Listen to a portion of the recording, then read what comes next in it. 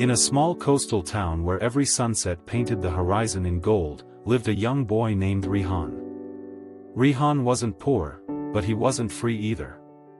His father was a fisherman. His grandfather was a fisherman. And everyone expected Rihan to follow the same path, wake before sunrise, cast nets, and return when the sea allowed. But Rihan's heart was different. He didn't want to catch fish.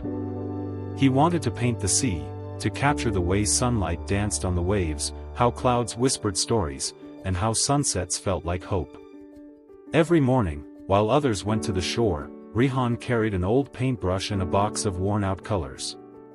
He sat near the lighthouse, sketching skies and seas on scraps of paper. But the villagers mocked him. "Paint won't fill your stomach," they said.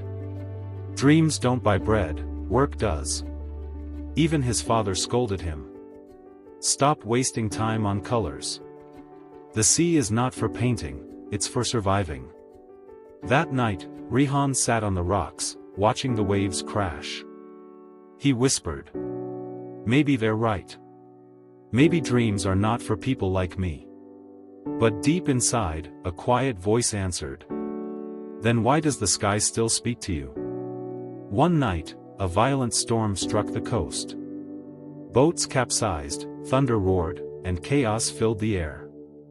Rihan ran to help his father pull the nets when he spotted an old man washed up on the shore, weak, cold, and holding a small wooden box. Rihan helped him, gave him water, and stayed until dawn.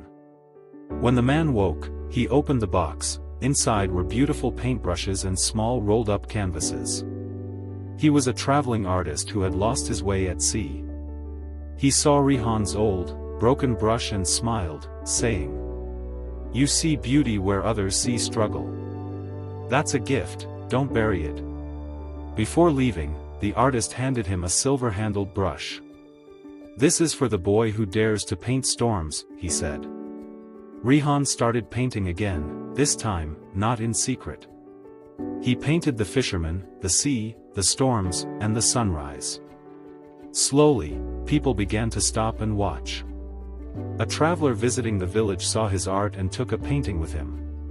Weeks later, Rihan's artwork appeared in a city gallery, titled "The Sky That Believed." It wasn't just a painting. It was a story, of hope, of persistence, of seeing light in a world that only saw waves. When Rihan returned home, his father stood by the shore waiting. He didn't say a word at first. Then he smiled and said softly, "I thought the sea would give you fish, Rihan. But it gave you wings." From that day on, Rihan painted every wall in the village, turning dull huts into skies full of color. The same people who once laughed now brought their children to see him paint.